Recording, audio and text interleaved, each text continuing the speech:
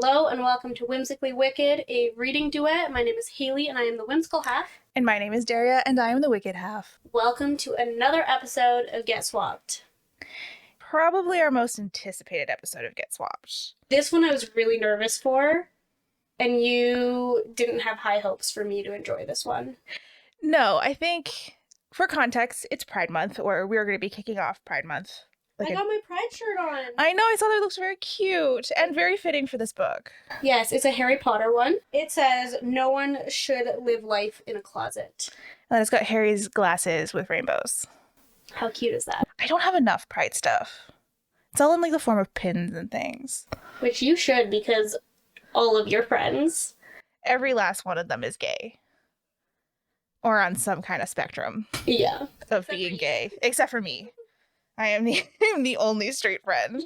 So this is a very anticipated month for us. We care a lot about it, and we have dedicated most of our reads for the podcast to Pride Month, which is kind of fun. Yeah, and I was so excited for it because I do read a lot of books in the space, sports, romance. I just had a really good urban fantasy series recommended to me by someone I mentor at work, and his partner sent it to me. It was so cute. And it was so good. And I was like, this is perfect. I'm diving into Pride Month and I need more like this. I find it so funny, though, because you do not like sapphic books. No. You're too straight for it. I'm too straight for that, unfortunately, but I'm here for the boys. And there he goes. Oh, that didn't last as long as I thought it would. For context, anyone listening online, my dog was sitting with us on the couch for all of 5 minutes. Well, we were going to kick him out because he usually has a full-on meltdown. But he's doing very, very good. We decided to try it out today, and he spent 5 minutes here, and then he left, but he's still sitting like a little good boy. Yeah, he's probably going to start snoring at some point. I'm sure the mics will pick that up. For today's episode of Get Swapped, I gave Haylee one of my favorite book. No, I take that back. My favorite book of all time. My top read of this year, and I'm gonna say it's gonna sit as top read of the year until December when Brandon Sanderson's new book comes out, and that'll probably be the only thing that could top this for me. And that's gonna have to be really good and make me feel a lot of things and go the way I want it to, because I have expectations for that book now. You really liked this book. Yes. You know, people do that 6-star read thing. This would be my 6-star read for this year. Okay. You knew I wasn't really gonna love this book, but I think we'll figure out why. I think there's some very specific reasons why I didn't like this book. I knew exactly what Haley's problems were going to be going into this book because I know Haylee and her dating life well enough to see the parts of Nico and Bran that she would not be able to empathize with or enjoy. Yes, and I am self-aware to know exactly where that went wrong for me. Because when I was looking at some of the comments that were made on our videos and people who were really excited to hear my thoughts on this, I could just tell that the reasons that they loved it were also going to be the reasons that I really didn't like it. Oh, yeah. And I will say, I don't think I hated it as much as I expected to. Okay. But it was a very up and down experience for me, and it was very frustrating. Like her dating life. Exactly like her dating life. But true. It's my favorite entertainment right now. It's really good. Well, I'm glad you're entertained by my life. But I am always curious about what I find that I'm attracted to in romance novels based on how my dating life is going. Or the parts that are probably pissing you off the most in this one based on how your dating life is going. Yeah, maybe. Yeah. Timing on this was perfection. And another reason why timing on this is perfection is because as we step out of May and into June, we step out of Mental Health Month and into Pride Month. And this book covers both of those topics. In my opinion, coming from the mental health side of things, I found in a really good way. I like the way Rina Kent handled a lot of what was discussed in these books. And I have personal experience with a lot of these as well, so we'll talk about that later. And then we get to dive into the pride part, which I have only anecdotal feelings about because of literally everyone I know being some form of gay. So fair. And I think I can probably relate a little bit to Bran and how he shows up. I related to Bran the most. And I think we can talk about that. Quick summary of what God of Fury is about. And there are 35 books in this universe, so Daria has a lot more context than I did going into it, because this was also the 5th book of this series or something like that. Yes. So Legacy of Gods is soon to be a 6-book series. Shout out to Rina. 13th of June. I'll be here. This is the 5th book in a 5, soon to be 6-book set of standalone romances that are interconnected. So even in her synopses, like, you can read them on their own, but this is not the first series in this universe. The first series, and there are several of them, are of their parents. So all of these kids, all of their parents, you kind of meet them a little bit throughout the books. The original stories in this universe are their stories, and these are their children. Yeah, and I actually almost had a problem with starting in the 5th book of the series, because just something to know about me is I can't do anything half-assed, and I can't jump into anything midway through. When I got into Brandon Sanderson, I went through YouTube videos, Reddit videos, just everything in between, trying to figure out, okay, where do I start? How do I get the most out of this experience? Like, Reddit was my best friend for that kind of thing. And so I was like, what do you mean I'm starting on book 5? That's so illegal. It's not even funny. But I think that I'm okay with doing it in this scenario, because it is a standalone. Like, is there things that I'm definitely missing, and I could tell that I was missing from the earlier books? Absolutely. It wouldn't be a series if you didn't. But I still got the gist. Yeah. And I think one of the really cool things with this series, and a big kudos to Rina Kent for doing this, is all 6 of these books take place at the same time. Oh. Or very close to the same time. So That makes a lot of sense, actually. yeah, so like, my favorite thing in these, and this is not a spoiler, is the truth or dare thing, that the game they play at the bar. Yeah. You get to read that exact experience, but from Glenn and Killian's perspectives. From a different little POV. Yeah, and you get to see them be like, I wonder why Bran has that weird look on his face. And then you read God of Fury, and you know why Bran has that weird look on his face. Or why Nico gets pissed off, stands up, and leaves. Right. Okay, that makes sense. For those of you who haven't read God of Fury, it is a male-male dark college romance. We have 2 college clubs or groups or frat houses. And so there's one called the Elites, and then there's the other called the Heathens. And the Heathens have like a mafia family associated with them. The Elites, I think they're just a club of a family.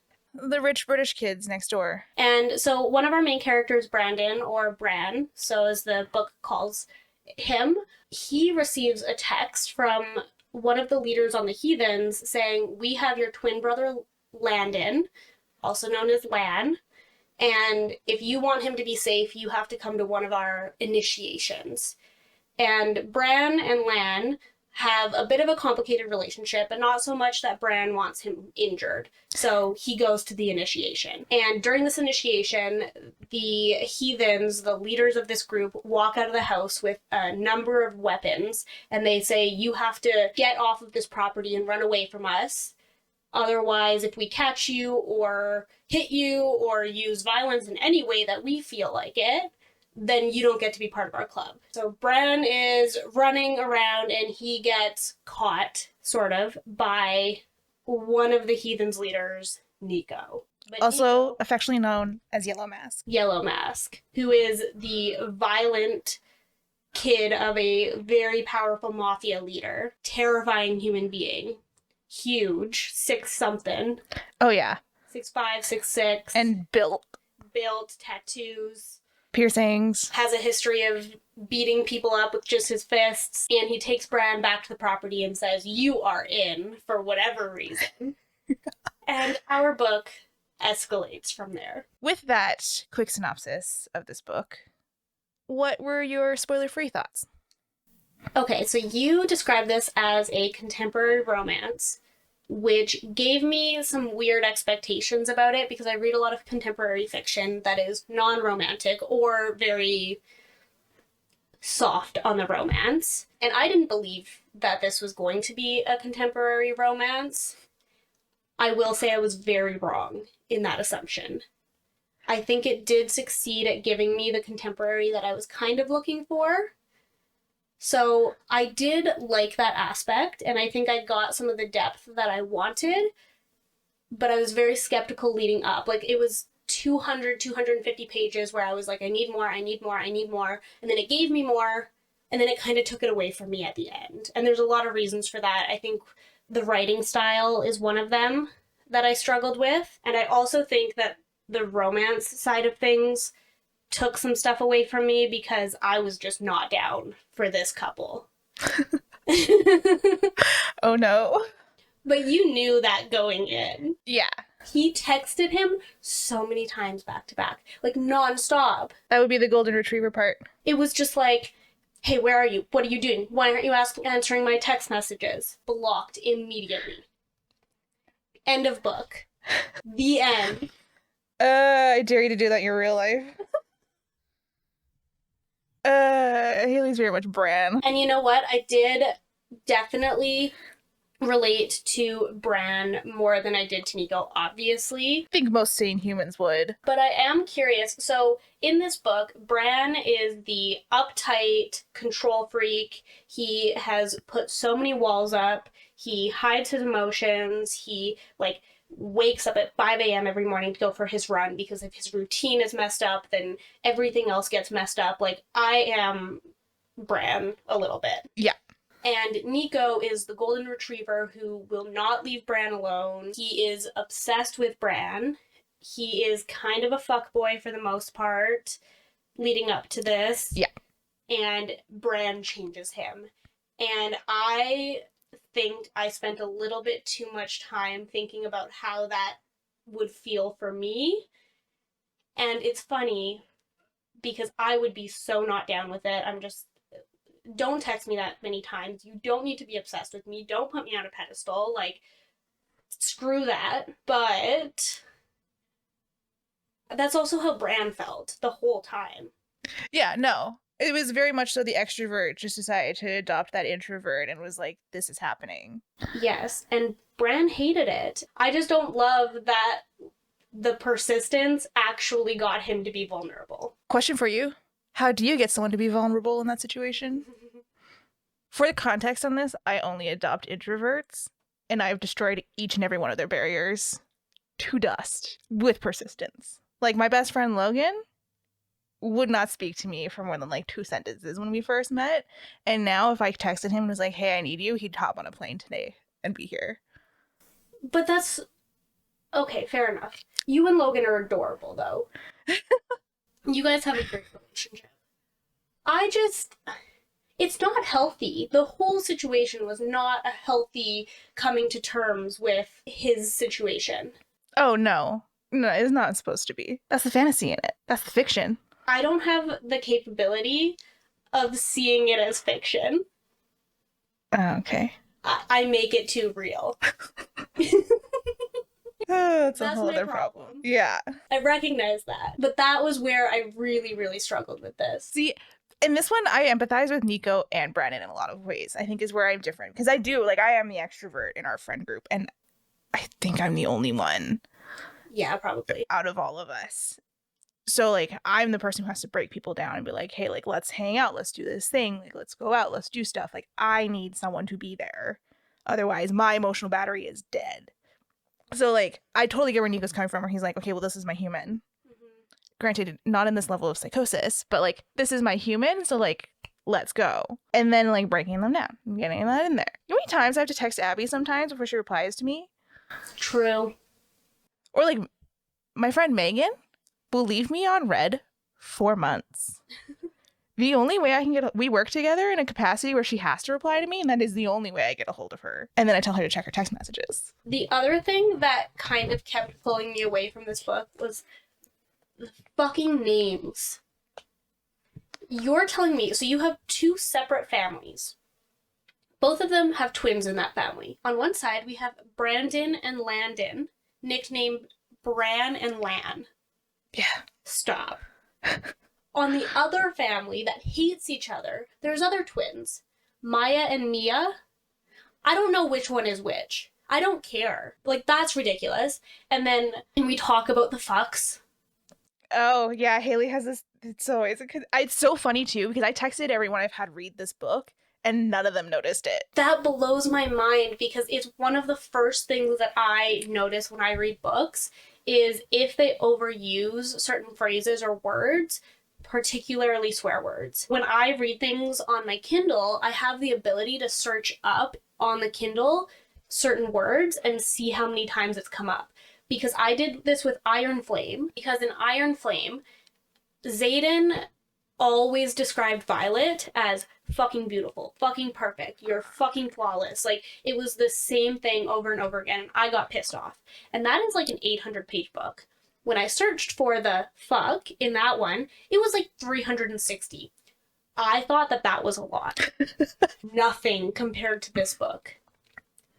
Yeah, no, I will say, like, once you did the search, I was like, yeah, okay. But then I was just listening to the audiobook before we started this, didn't notice a single one. That's crazy. Like, they do not clock in my brain.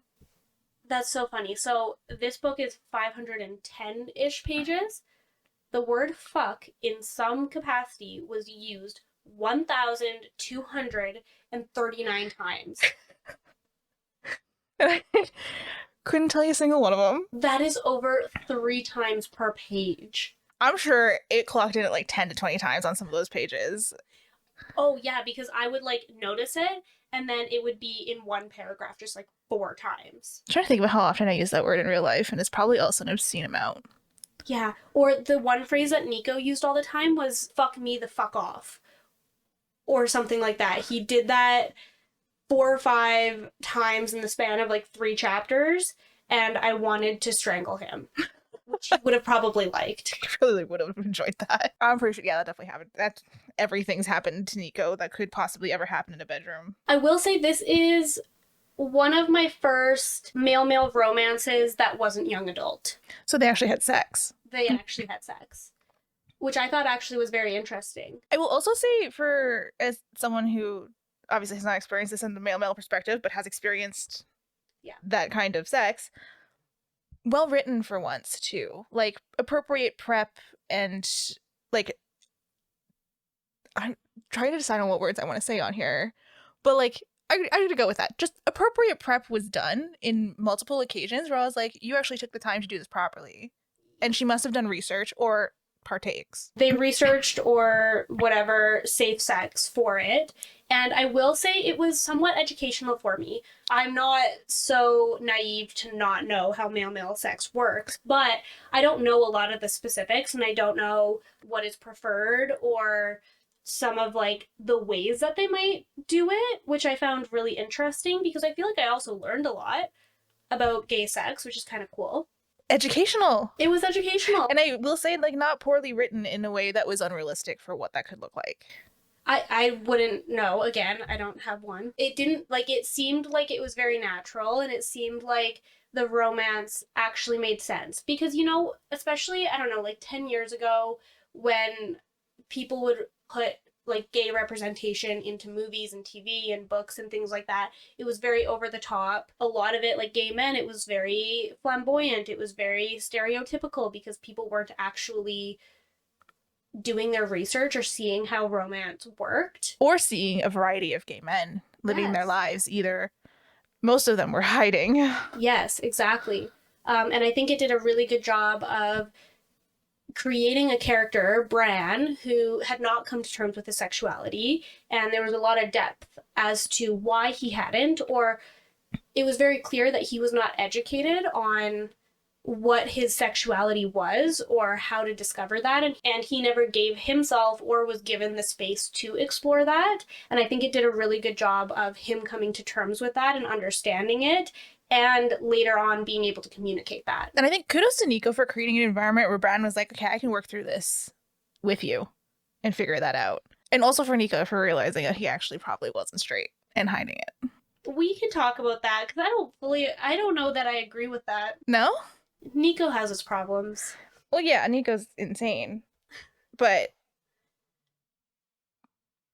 how many people have you comfortably come out to in a romantic relationship? I feel like that's actually a really interesting question because I don't know that I've ever really struggled to come out romantically, and I think that is something that maybe I take for granted sometimes, is I've never felt particularly uncomfortable or unsafe coming out to a partner before. Okay. But I think when we talk about the walls and the vulnerability, I don't know that I've ever really done it in a super vulnerable way. I always find a way to slip it into a conversation just super nonchalantly, or in a way that there's no room for further conversation, which checks out. Yeah, no, it definitely does. Yeah. So I don't know. I think I just bring it up in a way that I'm just like, take it or leave it. I don't care, but we're not going to talk about it anymore. That's what I did to my parents. I can see this conversation. And that was a choice too, because I know that one of my parents is not super supportive, but I also trust that parent to love me no matter what. And it was just easier on both of us to say, hey, this is what it is. We don't need to talk about it. They were perfectly fine not talking about it, and we're just going to continue life the way it is. And obviously, like, this has never been a conversation I've ever had to have with someone because I am straight and it just is taken for granted that it's the case by default. But I have amazing parents in this sense. Like, Yes. I could walk up to either of them tomorrow and be like, I like men, I'm just into women. And they'd be like, both be like, okay, cool. What do you need from me? Nothing? All right, bye. Right. So I've never been in a situation or had to worry about the chances of my parents not accepting me for who I am in any way. My parents listen to this. My parents will be listening to this. And that's the choice they make, but it's not like I hide anything from them. No, you have a very open communication relationship with your parents, which is cool. And my sibling. Yes, and your sibling. But I also think that for me, that coping mechanism is almost humor and bluntness in those conversations. And I've always been able to create the most safe space for myself around the people that I care about or who I decide to come out to, when I just do it in a blunt and nonchalant way, a conversational way. Because I also don't really feel at this point in my life like I have any unresolved issues with my sexuality. I'm pretty comfortable in my bisexuality. That's fair, yeah. So I'm also, when I bring it up to people, I'm just like, yeah, I think men are hot. I think women are hot. I can't talk to women, but I think they're great. Ain't that the story of every bisexual woman? Yeah. I but that's like an autism thing more than it's a sexuality thing. That too. All right, we're probably getting kind of into spoilers now. If you have not read God of Fury, pause, read it, come back. Or if you don't care, just continue to hear what we have to say about this book. Did you read the dedication for this book? I don't know if I did. Should I? Can I? Yeah. Grab the book. Can you actually put that mask on? Yeah, I definitely can. Oh, man, I get to live my inner Nico. Let's see if I can actually fit this on my head. But girls are gonna go wild for this while I read this dedication. I'm gonna wait till you have this mask on. Okay. How the shit did they see out of these things?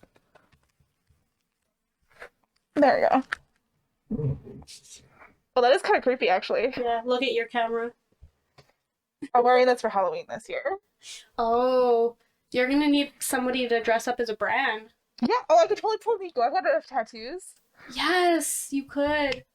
I'll find a Brandon. I will find a man to be my Brandon just for Halloween. Nice. Okay, you can read your... This Okay. thing's hot, though. For the record, I am sweating. To the ones who scream in silence. Oh, I get that. That makes sense. I like the tone of voice you used to read it like it was going to be something really stupid, and then you realize it's about dedicated to everyone with depression. Let me try again. To the ones who scream in silence. There you go. I actually do think I read that. I think I just like glazed over it. Yeah, okay. And I think that conversation around the depression and the way that people deal with it was probably my favorite part of this book. I was trying to read through some reviews for this one. I didn't see a lot of people mentioning it, but holy shit, did she handle that well. And as someone who's experienced depression in a really similar way to Bran, as far as like the self-deprecation, the constant narrative in your head that you're never going to be good enough and no one's going to love you because you can't live up to expectations, was something I really related to. And then I don't know how I keep picking books with artists or having books where I can talk about art, but thank goodness, because like, yeah, my art is absolutely an outlet for that. And I do see the world in a similar way to Brennan, where it's like the color tones and the blackness and the seeping. I was like, oh, that one hit close. Yeah, well, whenever he described his depression, he would describe this like black paint or vine, or I pictured it as paint that would be engulfing his body, and it would usually come from the ground up, and it would just like envelop him, and it would take him his demons would take over when he did it. And that hit really close to home, but it was also a really good parallel to the fact that he's an artist and he uses that as an outlet. And he was being really avoidant to like drawing eyes. That was a big thing for him, and he wasn't dealing with those emotions. And you talking about that being an outlet for you, I think of the fact that he wasn't drawing something that was scaring him so much, and how that probably prevented so much healing and made it so much worse. Absolutely. And I think, especially, I don't know if this happens to all artists, but there will be images that'll pop into my head that have to come out on a canvas. Like, I think the hand that I did for Whisper Waves is a really good example of that. Like, I saw that in my brain at some point and I was like, I have to paint it now because it'll haunt me. Like, I'll dream about it, I'll see it everywhere. It just like, I'll keep thinking about it. So to not do it would just eat away, especially if it's something that means that much to you, would just eat away your soul. Yeah, and how he coped with that is how I cope with things. Is he wakes up at 5 a.m. every morning. He goes for his run at 5:30 every morning, and then he eats his breakfast at 7 a.m. and then he goes to school at 7:15 a.m. and then he does right. And like the fact that I remember each time that he was doing everything is kind of a testament to how close I am to that. Like, that is the way that I deal with things. I need to enforce control over everything that I possibly can when there are things that feel out of my control or that are bothering me and things like that, because I am avoidant. Bran's depression and trauma is one of the biggest points and one of the things in this book that I really like the way it was done. And then obviously the fiction portion of this is the way Nico kind of breaks through that. Yeah, and that's part of what I had so many issues with, because you have read some non-con stuff, and that's from a sexual perspective. But for me, it was really hard for me to be okay with Nico being so pushy, because I know that I don't like that in my regular life, and I really empathized with Bran. He was my character. He was the person I related the most to. He was the person I felt the most for. And when Nico was pushing him, I know how that feels. And I know how Bran was feeling, because we were going through it with Bran, and Bran was like, no, this is uncomfortable. I hate this. I hate this. I hate this. And I was like, Nico, he hates it. Don't do this to him. Even though I understand that Bran has a lot of growth to do, he almost needs someone to take him out of that and push him, and obviously that is the point of this book. I was so uncomfortable with it. I was so angry about it. I hate this about myself right now, but one of the biggest things I ever learned from work that I actually think was totally valuable and valid was you will never grow if you're comfortable. 100%. Like, you will never be a better person. You will never heal. You'll never get anywhere in life being comfortable. And I think there are definitely cases and some things where I need another human being to do it for me. Yeah. Like, I can't push myself past some of these on my own. And Bran obviously couldn't either. And I completely agree with you. There is a book, it's nonfiction, I'm sorry everybody, that is called Think Like a Rocket Scientist by Ozan Varol. And he talks about that the people who get ahead in life find danger in comfort more so than they do in unknown. That's not the direct quote, but it's close. And I have that pinned up on my whiteboard right now, because I know that I really will allow myself to just get into comfort and stay there and stay status quo. And I like to be pushed, but I like to be pushed within my own boundaries. And I don't know that I really know what those boundaries are, but when somebody pushes too much, I will shut them out completely. Yes, you will. And I don't even know how to push past that for myself. It'd be condescending. You're young. Like, I think the years that made me get comfortable being uncomfortable were the years between 25 and 30. That's fair. The everything before 25, absolutely useless. It didn't really do much for me. Yeah. But 25 to 30 was when I started living on my own. I started dating outside of the 10-year long relationship. I started doing all of that stuff and just pushing myself to do everything that was uncomfortable. And then I set super crazy goals for myself and hit all of them by 30. I think because we both read this book called Attached. It's been very recent for me and very eye-opening. I read this at 25. And I am very clearly an avoidant for the most part. Yeah. A little bit of anxious. Basically, I'm the worst one. It's the worst one in the sense that an anxious person usually only harms themselves. An avoidant person will harm everyone around them to keep themselves safe. Exactly. Yeah. And what I found really interesting about that book specifically was that it talked about how, yes, your childhood does a lot to shape your attachment styles. And there's even some conversation about genetics, I think. But the other thing that also contributes to your attachment style is your previous relationships. And when I look back at all of the relationships that I've had in my life, I've definitely shown up as an avoidant for the most part, but I've also kind of got rid of a lot of the anxious side of me because I am a lot more confident in myself. I'm a lot more secure in what I need and who I am and things like that, way more so than I was when I was 17 or 18. But I also think a lot of those relationships have made me more avoidant and more scared. And I've almost gone like full, don't push me. Whereas, like, I think my first one made me anxious. Okay, yeah, that checks out. Body dysmorphia is a fun thing that just destroys the rest of your life. And then every relationship since then has made me more secure, I think. And I am gonna give romance books a big prop for this one. They have taught me to accept nothing less than what I want. Ooh. The more I've read them, especially this past 8 months since my last one ended, I was like, no, why settle for anything less than what I want? Absolutely. And I shouldn't have to. And I think, yeah, I will give romance books kudos for that one. They've made me more secure in being willing to cut what I don't want and seek what I do. We bring up attachment styles, though, because obviously Brandon is very avoidant, and Nico is very, very secure in himself, if a little anxious. Nico's got to have a bit of, but it is a spectrum. Like, it is definitely a spectrum. Because when they talk about secure people being about half of the population, it's like, sure, but also there's going to be situations where you show up as avoidant or anxious no matter who you are. There's always going to be that lingering thing in you. Like mine, sex. I have such a hard time with that in relationships now after the ones I've been through and the way men have treated me in them, where I'm so anxious about it. And I show up as an anxious person with it.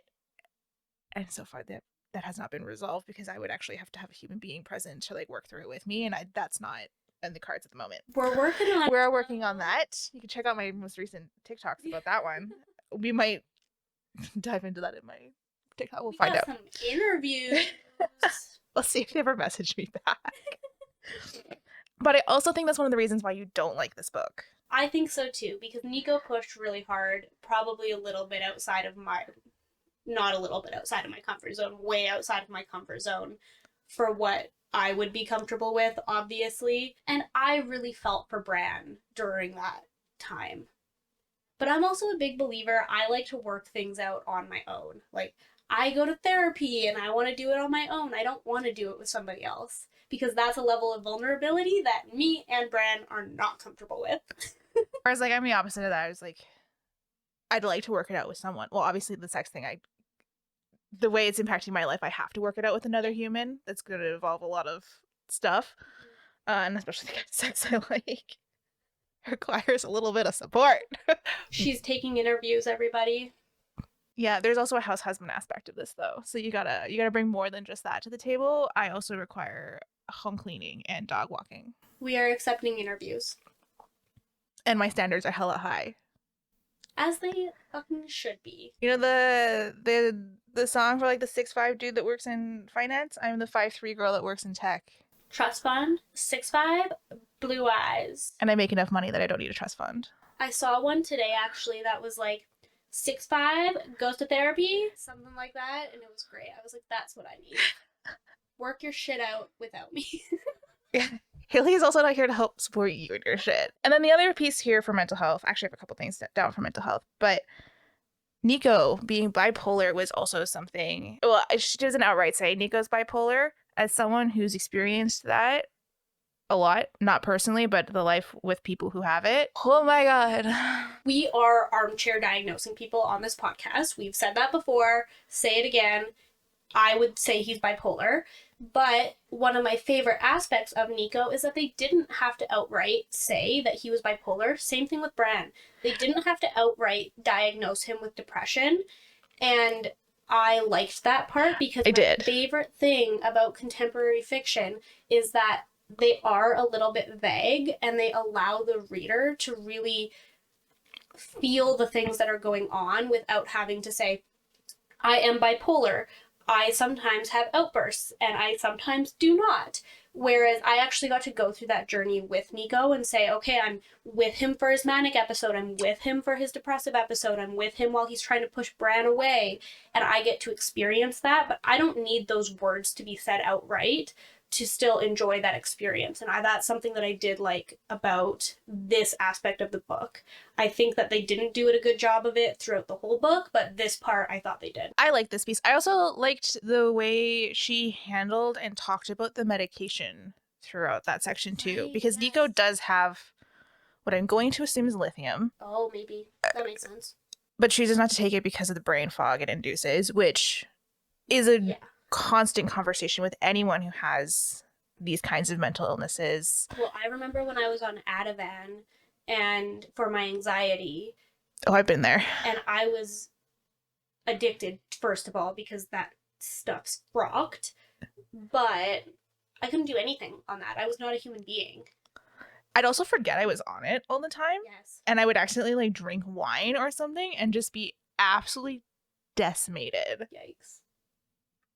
Yeah, don't do that. But yeah, so I thought that conversation though was really interesting because it like Nico does get to the point where he's like, okay, I do need to take my medication. Doesn't necessarily take it consistently, but he acknowledges the fact that he's in a position where he could hurt Bran. Yeah. Like mentally, not physically ever, but emotionally, like he could be manic and do something that is harmful to the relationship. He's like, no, like this is unacceptable for me. And then was like, okay, I'll take my medication. Which is so interesting because Nico had such a weird level of self-awareness with those things, because I think this kind of goes back to that human connection side of things, where Nico was obviously very in tune with Brandon's emotions because he knew when to push him. He knew that Bran wasn't straight. He knew that Bran had some unresolved things that he needed to work through, and he knew he needed to be pushed. And the idea that he was self-aware enough to know when he was going to hurt Bran and when he wasn't also gives the supporting evidence that he was working in Bran's best interest and he knew how to do that and that he loved him and all of those things. Because while I had issues with the way that Nico pushed in a lot of those areas, that was supporting evidence that he still did have Bran's best interest at heart, and maybe that's why it worked. And I think that's kind of the way you have to do that in these to make them work, is you need to have that almost like empathic personality that you can attribute those leaps and jumps to. Otherwise, stuff like this just doesn't work. Yeah, because when he had Bran up against the tree, Bran was very clearly like, no, I don't want this, stop, and Nico still did. I was like, this is pushing my boundaries a little bit for what I'm okay with here.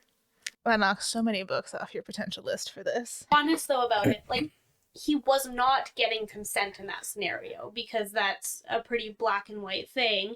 It ended up working out because of Nico's intuition that he had with Bran and knowing what Bran needed in that scenario. And I think that's the direction of why it made it okay in the end. But let's be clear, he did not get consent during that situation. Because they have the kinks with each other, and like Nico likes that aspect of it. So does Bran, I think. I think Bran liked it. Oh yeah.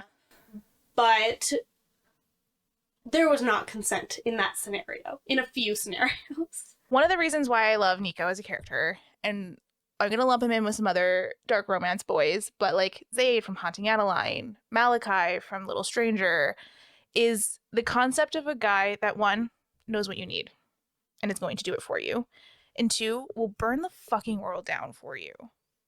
Like I think that's one of the things I crave most in a partner is one that will just pick me over everyone else. Like because my last ex picked his mom. Yeah, he did. To the point where my friends, when we split, and I was like, yeah, like he cut it off with me and everything, they're like, oh, so he's gonna go fuck his mom now?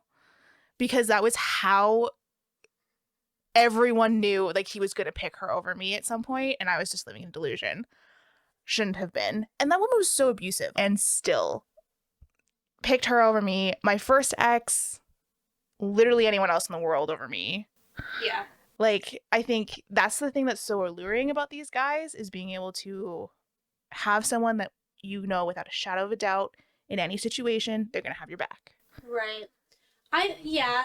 And you kind of had said something too about knowing what you need. And I do think that that is a really important thing about relationships because I feel like when I've been dating and, going through my single phase and everything like that, I feel like people have put this really high expectation on communication.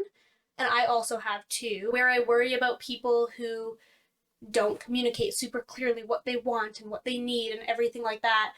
And when you do that, yes, you need clear communication, but you also shouldn't have to communicate every single little thing. Like or every time. Yeah, there needs to be a level of connection with that person where you feel intuitively that, hey, I know how to support this person. I know how to be around them. I know how to be in silence. Like those are things that I really see in my relationships when I'm with them, if that's a possibility. And when it's not, it's like we're not going to be able to communicate if you can't just somewhat intuitively have an understanding of who I am and be able to see me. I need it to feel somewhat natural.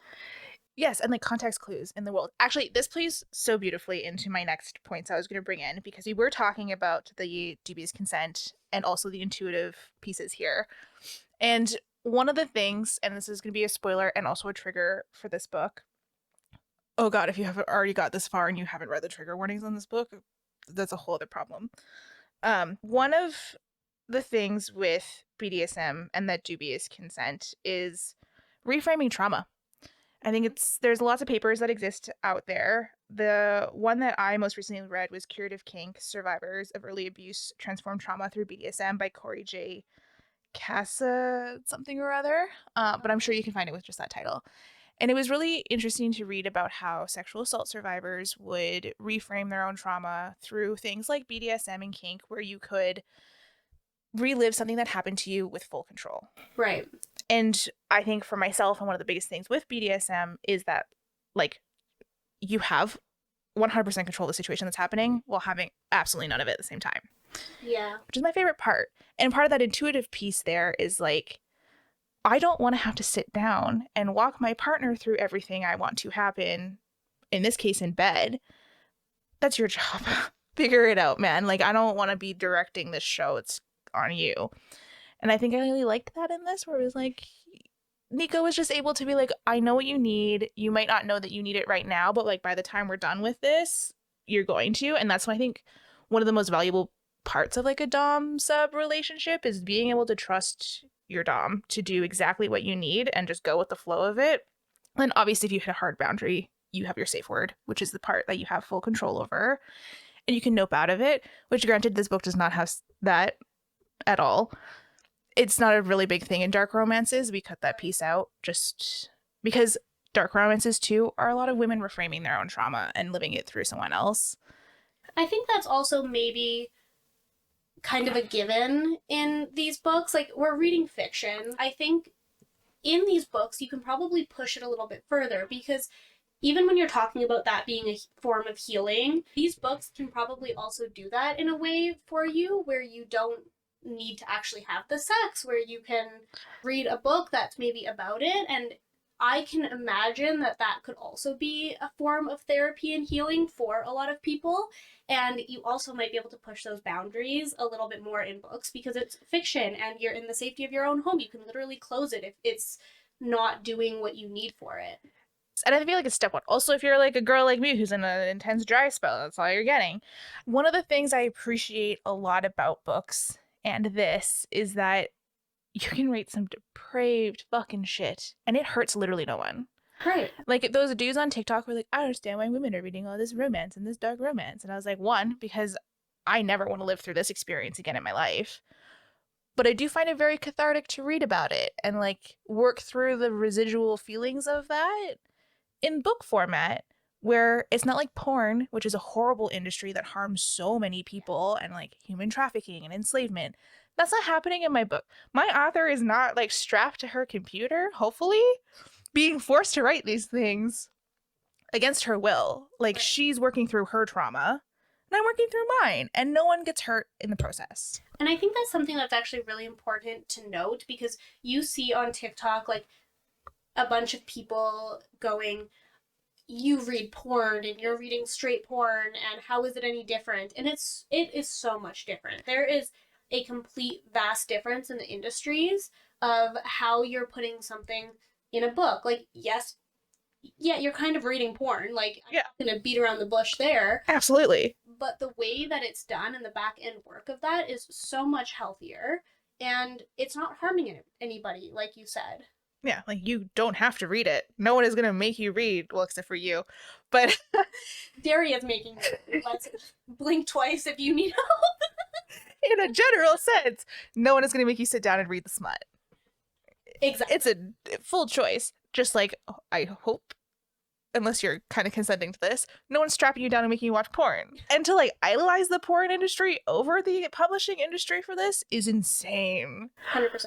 No one's ever broken into a publishing house and been like, oh gosh, these cam girls are here against their will because a certain bald dude decided to lock them in this house and con them into working for him. That's not how that works. Just saying. Oh, another piece here. I also wrote down, just for some knowledge and not so fun facts. I pulled this from the Government of Canada's website, but 5% of sexual assaults in Canada are reported. 30% of those sexual assaults are perpetrated on women, and 5% of them are perpetrated on men. And I wanted to highlight that number for men because it is a big piece of this book. Not on Nico's part. Granted, there's a whole conversation we just had there, but actually, like, Bran's deep-rooted trauma that results in a lot of what Nico has to break through. As Bran was sexually assaulted when he was 15 or 16. By a trusted individual in their home, not a family member, thank fuck. But that 5% number, Haylee and I were talking about this before we filmed. I know more men who have been sexually assaulted to the extent that Bran was in real life than I do women. That's really interesting. And like not even by like a small margin either. Unless a lot of the women I know haven't spoken to me about it, which is totally fair, but I'm also imagining, given that very wide range of statistics, a lot of men I know also haven't spoken to me about it. And I just think it goes to show, like, we definitely need more of a conversation around that. We need more men to feel comfortable talking about it. Because Brad also, like, he doesn't choose to divulge this information to literally anyone. It's all against his will. I have actually read 2 books in the last year where it has been a focus on men being sexually assaulted when they were younger. And in both of those books, both of them were contemporary fictions, one of them being this and the other being A Little Life. Both of those books, those men grew up to have internal dialogue about how they thought that they would be perceived as a bad person, perceived as disgusting, perceived as, I did this horrible thing and I am a horrible being because of it. That was the perception that they grew up with. So the reason that they didn't share or divulge that information or lean on anybody for support was because they thought themselves as disgusting, and they were scared that their trusted ones would see them as less than and disgusting for that offense.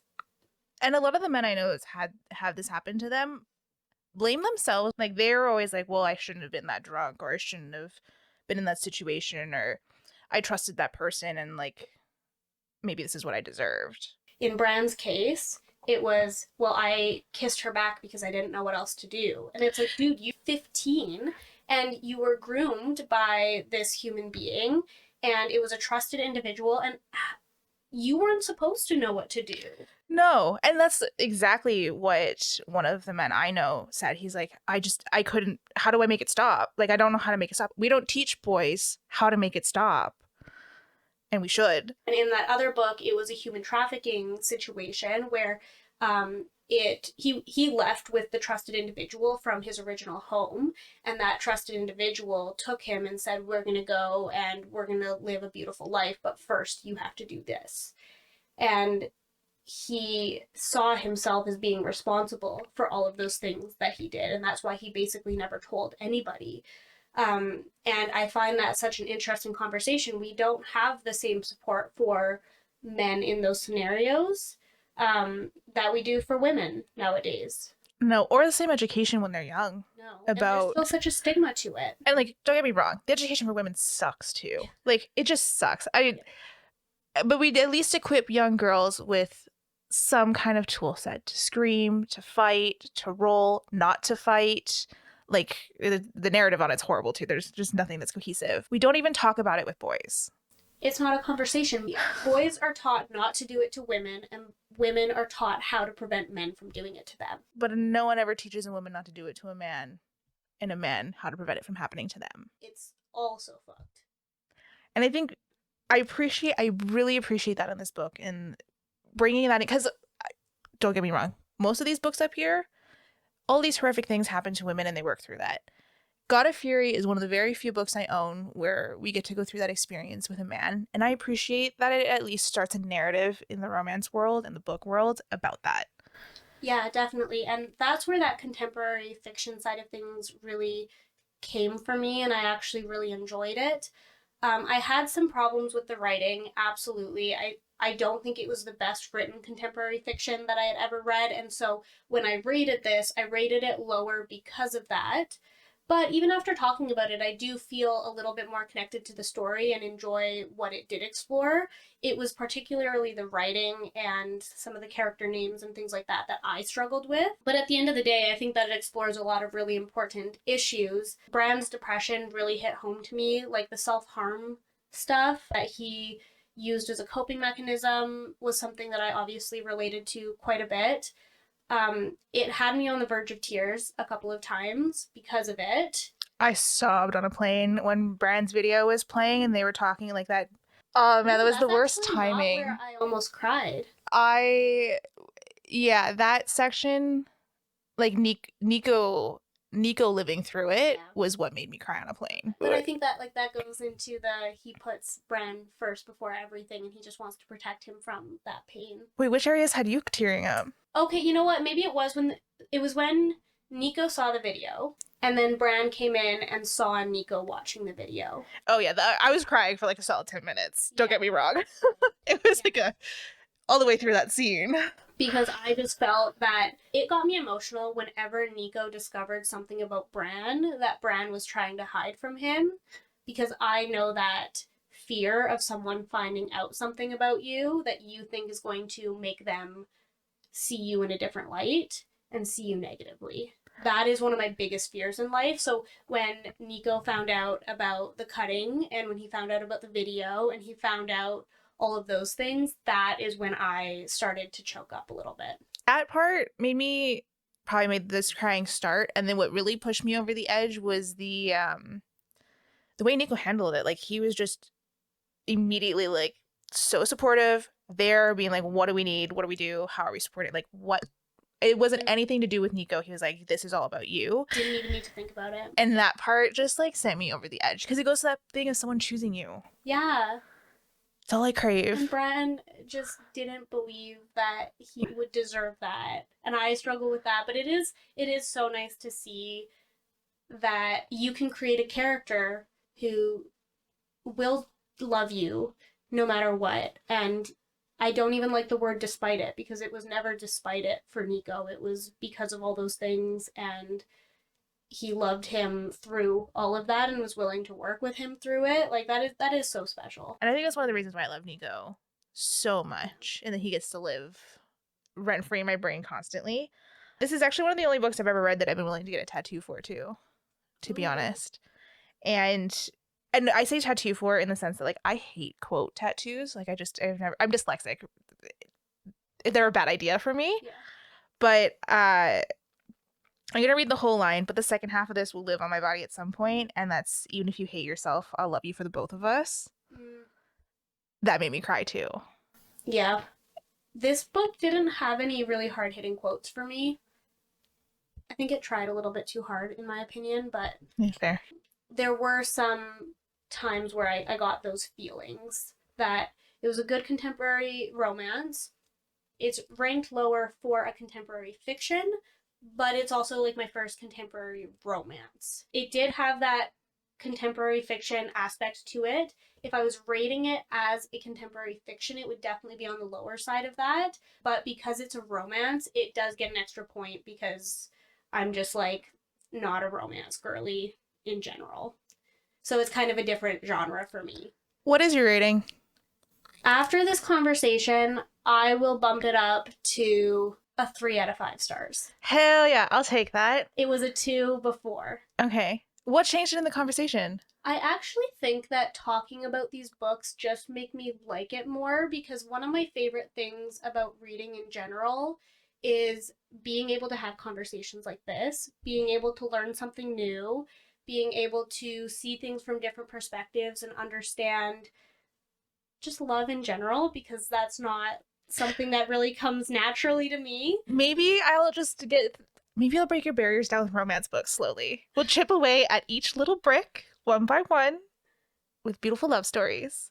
Yeah, because that's what I struggle with the most with these. Like, I don't do sappy and cheesy, and that's what I didn't like about this book the most. With that being said, being able to have a conversation like this with you, which is part of the reason we started this to begin with, truly enhances my experience. So I don't think I actually like the book more than I did prior. I still have my problems with it, and there was still a lot of pieces that I didn't enjoy about it. But being able to hear your perspective and why you liked it and what you got out of it, and also how important this book is in a lot of ways, I do think that it enhances my experience of the book in particular. I'll take it. Yeah. Again, this is like, I was reading through all my friends on Goodreads' thing, and one of them just had like an infinity sign out of 5 on it, and I feel like that's how I feel about this book. Right. But it just made me feel so many things. Yeah. Like, I felt sad, felt happy, felt frustrated. I was like, why are we doing this? I definitely felt frustrated. And I like it when books make me upset in like that way. Like, I want to be frustrated by my book. I want to live that human experience with them. You want to get a reaction out of it. I want a roller. Like, the more emotions you can make me feel in a book, the higher I'm going to rate it. Okay. Well, I think we've done that very successfully with all of our Get Swapped books so far. Yes. Absolutely. And it'll just get better from here. Yeah. I'm not going to make any promises that's the most unhinged romance you'll ever get from me. We're going to work our way up, like you said, brick by brick. And I actually don't count God of Fury as a dark romance. I count it as like a college romance more so than anything else. Like, it's on the borderline of a dark romance, but I think, the other men in this series do way worse things than Nico does. But for this one, like, yeah, the content on that one, like, the consent is dubious, but it's not there. Like, right. Bran is more than capable of making Nico stop. That's fair. Yeah, I guess. Like, in a physical sense, if Bran really didn't want something to happen, Bran is more than capable of stopping him because he's not a small dude. Right. Yeah, that's fair. Or unfit in any way, shape, or form. No, he hot. But both those boys are spicy. But I do have books. There are so many books on the shelf where that does not exist in any way, shape, or form. Great. I'm not ready for those yet. I know. Don't worry. All right, well, I guess we will wrap it up there. That was a pretty jam-packed episode of all of the conversations. Thanks so much for tuning in. You can find me on TikTok and Instagram at Haylee Johnson with a fancy little underscore. I'm on Goodreads as well. And you can find me on TikTok, Instagram, and Goodreads as Daria Can Read. Thank you so much for joining us for this final episode of Mental Health Month and the kickoff for Pride Month. We have a lot of fun stuff planned for conversations this month around Pride, a lot of reading. We're going to dive into some sports. So stick with us because maybe I'll make Haylee read a sports romance with some dudes in it too. I can get behind that. I got some good football ones. All right. Have a wonderful week and catch us in 2 weeks. Bye.